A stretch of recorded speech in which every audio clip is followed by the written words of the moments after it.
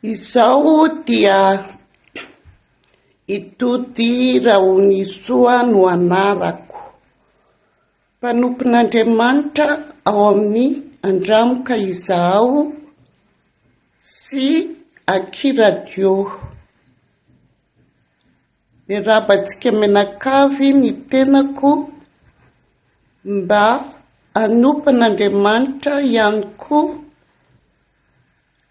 itory ny tenin'Andriamanitra eran'ny fahatany efatra.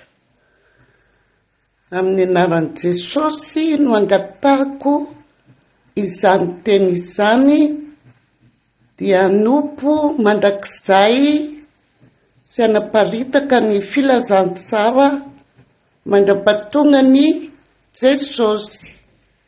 Alleluia, amen.